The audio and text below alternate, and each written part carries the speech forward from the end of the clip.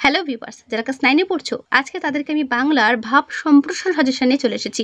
আজকে তোমাদের বলে দেবো ভাব সম্প্রসারণ কি এবং এগুলো কিভাবে করতে হয়, আর বলে দেবো কোন কোন ভাব সম্প্রসারণগুলো করলে তোমরা পরীক্ষাতে কিন্তু সেকেন্ড ইউনিট টেস্টে অবশ্যই কমন পেয়ে যাবে।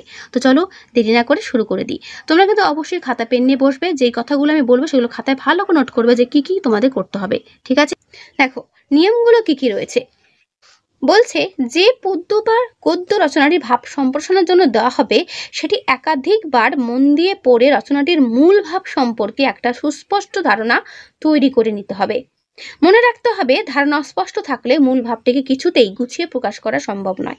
অর্থাৎ যেই লাইনটা বা যেই লাইন দুটো তোমাদের ভাব সম্প্রসারণের জন্য দেবে সেটা বারবার করে তোমাদের কিন্তু পড়তে হবে। পড়ে সেই লাইন দুটোর যে প্রধান বা মূল যে ভাবটা সেটা তোমাদের কিন্তু বুঝতে হবে যে এই দুটো লাইনের মাধ্যমে লেখক বা লেখিকা আমাদের কি বোঝাতে চেয়েছেন, সেটা তোমাদের প্রথমে ভালো করে বুঝতে হবে। বুঝতে পারলে দ্বিতীয় কিভাবে করতে হয় দেখো, প্রদত্ত রচনাটি রচয়িতার নাম জানা না থাকলেও ভাব সম্প্রসারণের সময় তা উল্লেখ করা উচিত নয়।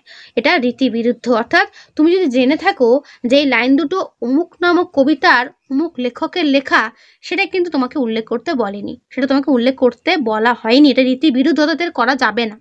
তুমি জেনেও থাকো যে হ্যাঁ এই লাইন দুটো তো আমি ছোটবেলায় পড়েছিলাম, অমুক গল্পের বা অমুক কবিতা থেকে এটা নিয়েছে, সেটাতে এখানে পুট করি বা এখানে লিখে দিই, তা কিন্তু করা যাবে না। ঠিক আছে, তাই এইগুলো কিন্তু তোমাদের মাথায় রাখতে হবে ভাব সম্প্রসারণের ক্ষেত্রে।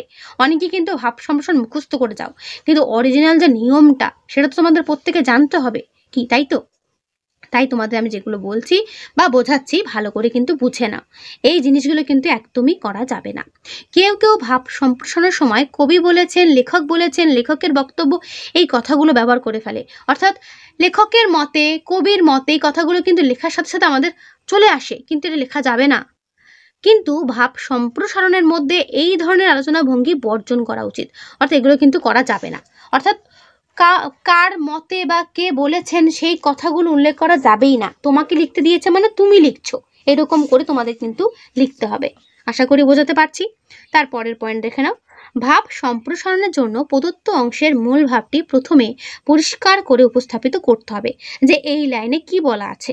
যে দুটো লাইন তোমাকে দেবে সেই লাইনের যে মূল বক্তব্যটা সেটা তোমাকে প্রথমেই উল্লেখ করতে হবে। প্রদত্ত রচনা যদি সমাজ সংস্কার বা বৃহত্তর জীবনের কোনো চিরকালীন সত্যের প্রতি ইঙ্গিত থাকে, অর্থাৎ যে সমস্ত কথাগুলো সারা জীবন সত্য, অর্থাৎ যেগুলো কোনোদিন পাল্টাবে না, সেই চিরকালীন সত্যর ভাব যদি পেয়ে থাকো বাক্যের মধ্যে বা সেই লাইন দুটোর মধ্যে, তাহলে ভাব সম্প্রসারণে তা স্পষ্ট করে বুঝিয়ে দিতে হবে যে এটা তো চিরন্তন সত্য, এটা তো হতেই হবে বা এটা তো হয়েই থাকে। বুঝতে পারছো? অর্থাৎ যে ভাব যে কোনো একটা ভাব সম্প্রসারণ তোমাদের যদি করতে দেয়, সেখানে যদি দেখতে পাও যে লাইন দুটোর মধ্যে একটা চিরন্তন সত্য, অর্থাৎ ইটারনাল ট্রুথ, যার মানে হচ্ছে যে সেটা কোনোদিন পাল্টাবে না, সারা জীবন এই সত্যিটাই থাকবে, তো সেই সত্য যদি দেখতে পাও বাক্যের মধ্যে রয়েছে বা ভাব সম্প্রসারণের মধ্যে রয়েছে, সেটা তুমি অবশ্যই কিন্তু প্রথমেই স্পষ্ট করে বুঝিয়ে দিতে পারো। বোঝা গেল? তারপর চলে এসো মূল ভাবটিকে পরিস্ফুট করার জন্য প্রয়োজনে কোনো বাগধারা বা প্রবচন বা উদ্ধৃতি বা উপমা ব্যবহার করা যেতে পারে। অর্থাৎ তুমি কোনো বাগধারা বা কোনো প্রবচন যদি তোমার মনে থাকে যে সাথে মিল পাচ্ছ, সেটা আনতে পারো, কোনো তুলনা নিয়ে আসতে পারো, কোনো গল্প আনতে পারো, তো এরকম করা যেতে পারে। বোঝা গেল? প্রাসঙ্গিক কোনো পৌরাণিক বা ঐতিহাসিক কাহিনী কিংবা চরিত্রের উল্লেখ করা যেতে পারে, বা তুমি কোনো ঐতিহাসিক কাহিনী নিয়ে আসলে বা কোনো পৌরাণিক ঘটনা নিয়ে আসলে, মানে তুমি যদি গল্পের মাধ্যমে যদি বোঝাতে চাও অবশ্যই বোঝাতে পারো, তবে অকারণে বা অপ্রাসঙ্গিকভাবে কখনোই যেন এসবের ব্যবহার না হয়। অর্থাৎ দরকার নেই সেরকম কোনো একটা গল্প তুমি এখানে সাজাচ্ছ, সেরকম করলে হবে না। অর্থাৎ যুক্তিযুক্ত কোনো ঘটনা তুমি কিন্তু অবশ্যই তার সঙ্গে মেলাতে পারো। বোঝাতে পারছি প্রত্যেককে? আমাকে অবশ্যই রেসপন্স করবে কমেন্টে, যে বা যারা আমার এই ভিডিওটা দেখছো অবশ্যই আমাকে কমেন্টে রেসপন্স করবে। আর অবশ্যই কিন্তু বলবো বন্ধুদের কাছে শেয়ার করে দিও। ওকে, তোমরা যদি বন্ধুদেরকে শেয়ার করো তবে না আমার পড়ার প্রতি আগ্রহটা বাড়বে, যে আমার এতগুলো স্টুডেন্ট, তাদের জন্য আমার নিশ্চয়ই খাটতে ইচ্ছে করবে, আরও ভালো করে পড়াতে ইচ্ছা করবে। তাই একটাই রিকোয়েস্ট করব, যতবারও বন্ধুদের কাছে শেয়ার করে দিও। ঠিক আছে? তো দেখো এরপরে বলছে ভাব সম্প্রসারণের আয়তন কতখানি হবে সে বিষয়ে নির্দিষ্ট কোনো নিয়ম নেই। অর্থাৎ তুমি কতটা বড় বানাবে, কতটা ছোট বানাবে, কতটা মিডিয়াম বানাবে। অর্থাৎ দেখো দুজনা বন্ধু পাশাপাশি লিখছে, একটা বন্ধু ছোটখাটো করে লিখলো আর একটা বন্ধু পাতা ভরে লিখলো, ওটার কোনো ব্যাপার না। বিষয়বস্তুর প্রকৃতি ও গুরুত্ব অনুসারে আয়তনে তারতম্য ঘটতে পারে। যদি কোনো বড় কোনো ঘটনার উল্লেখ ব্যাপারটা চলে আসে তাহলে সেটা বড় হতে পারে, তাই না?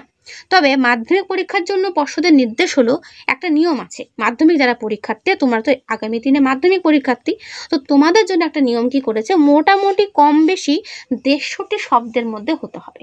বোঝা গেল? অর্থাৎ খুব বড় বা খুব ছোট এরকম না, মাঝারি রকমের আয়তনের হলেই হবে। ভাব সম্প্রসারণের ভাষা হবে যথাসম্ভব সহজ সরল, অর্থাৎ তুমি যেটা বুঝেছো, তোমার বোঝার যে ভাষা সেটাই তুমি ক্রিয়েট করবে বা লিখে দেবে, বা সহজ সরল ভাষায় লিখবে, তো কঠিন ভাষায়, সাধু ভাষায় বা বইয়ের কোনো ভাষায় না, তুমি যেটা বুঝতে পেরেছো সেটাই তুমি লিখবে। বক্তব্যকে প্রাঞ্জল ভাষায় গুছিয়ে প্রকাশ করতে পারার মধ্যেই আছে যথার্থ সার্থকতা, অর্থাৎ সঠিকটাই, সঠিক জিনিসটাই সঠিকভাবে সহজ সরল ভাষায় মানে ভাবে গুছিয়ে লেখার যে ব্যাপারটা, সেটাই হচ্ছে যথার্থ লেখা। লক্ষ্য রাখতে হবে একই কথা যেন বারবার বলা না হয়, অর্থাৎ একই কথা বারবার বলা যাবে না, যে একটা টপিকই বারবার বারবার আনছো সেরকম করা কিন্তু যাবে না। তাই এইটা করতে গেলে তোমাদের কিন্তু অনেকটা ভালো করে যে বাক্য দুটো দেওয়া হবে ভাব সম্প্রসারণের জন্য, সেটা ভালো করে পড়ে নিতে হবে, পড়ে তার সারমর্মটা বুঝে ফেলতে হবে। বুঝতে পারলাম? মান্য চলিত ভাষাতেই লিখতে হবে ভাব সম্প্রসারণ, তোমাদের যে চলিত ভাষা সেই চলিত ভাষাতেই তোমাদের কিন্তু এটা লিখতে হবে। আশা করি বুঝতে পারছো। চলো এবার আমরা উদাহরণ দেখলে আরো ভালো বুঝতে পারবো, আরো ভালো জানতে পারবো, তাই তো? ভালো করে তো দেখো, তো তোমাদের আমি এটা দিয়ে বোঝাবো, ঠিক আছে?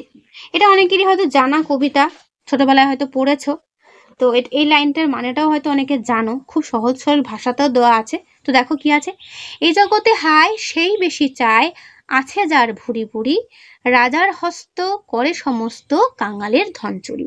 অর্থাৎ আমাদের জগতে কি বুঝতে পারছো, আমার আগে আগে তোমরা বলো যে এই দুটো লাইন পড়ে তোমরা কি বুঝতে পারছো? বুঝতে পারছো অনেকে অনেক কিছু। তো এই লাইন দুটোর মধ্যে মূল ভাবটা কি আছে, যে যার বেশি আছে সে থাকা সত্ত্বেও বেশি চায়, তাই না? আর থাকা সত্ত্বেও বেশি চায়, তবুও কাদের কাছ থেকে চায় না, যারা কাঙাল, যাদের কিছু নেই, তাদের সমস্ত ধন সম্পদ চুরি করতে চায় বা চুরি করে নেয়। বোঝা গেল?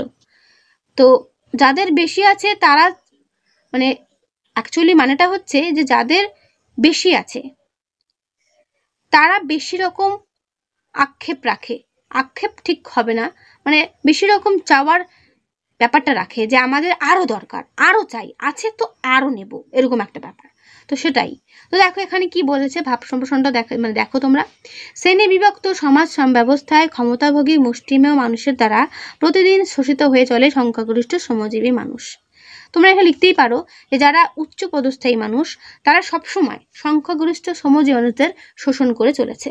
এর ফলে শোষক শ্রেণী আরো বেশি সমৃদ্ধশালী হয়ে ওঠে, মানে যারা শোষক করে নিচ্ছে তারা বড়লোক হয়ে ওঠে, আর সাধারণ মানুষ আরো গরিব হয়ে পড়ছে। অথচ ধনীরা যে জনসম্পদের অধিকারী তা তাদের প্রয়োজনের তুলনায় কিন্তু অতিরিক্ত, তাদের কিন্তু অনেক বেশি পরিমাণে রয়েছে, কিন্তু ক্ষমতার মোহ যে প্রলোভনের উগ্রতার জন্ম দেয়, অর্থাৎ তাদের থাকা সত্ত্বেও তাদের যে প্রলোভন তার আরো কি করছে, উগ্রতার জন্ম দিচ্ছে, অর্থাৎ লোভের পরিমাণ বাড়িয়ে দিচ্ছে।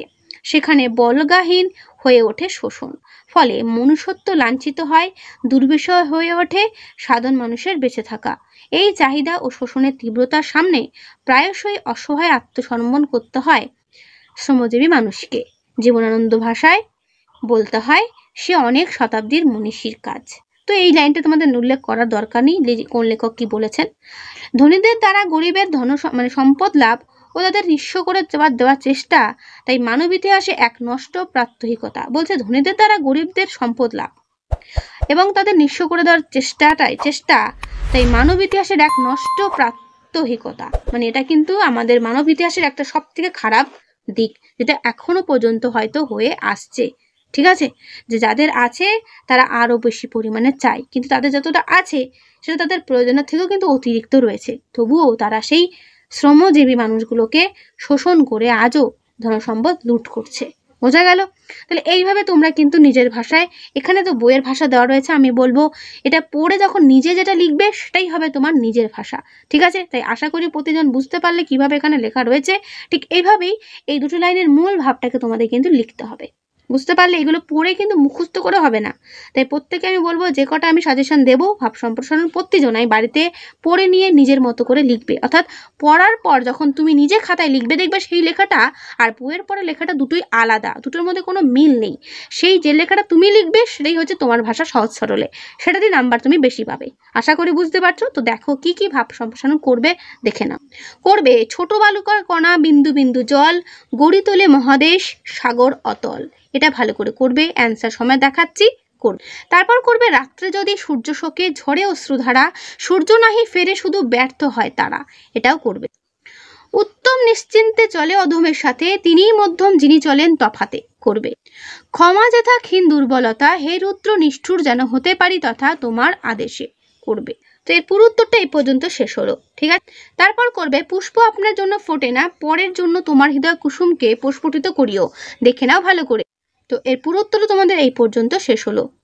অন্যায় যে করে আর অন্যায় যে সহে, তব ঘৃণা তারে যেন তৃণসম দহে। এটা ভালো করে দেখ। তো এর পুরো উত্তর এই পর্যন্ত শেষ হলো। বন্যেরা বনে সুন্দর, শিশুরা মাতৃক্রোড়ে। দেখে নাও ভালো করে। করবে। স্বার্থমগ্ন যে জন বিমুখ, বৃহৎ জগৎ হতে সে কখনো শেখেনি বাঁচিতে। করবে। ঠিক আছে, এগুলো তোমাদের প্রতিটা কিন্তু পরীক্ষাতে আসার মতো, এগুলো কিন্তু আমি দিচ্ছি। মেঘ দেখে কেউ করিস নে ভয়, আড়ালে তার সূর্য হাসে, হারা শশীর হারা হাসি, অন্ধকারেই ফিরে আসি বা ফিরে আসে। দেখো, তো এটা করবে। ঠিক আছে, তাহলে এই হলো তোমাদের ভাব সম্প্রসারণের সাজেশন। ভাব সম্প্রসারণ জিনিসটা হলো ভাবের বিস্তার ঘটানো।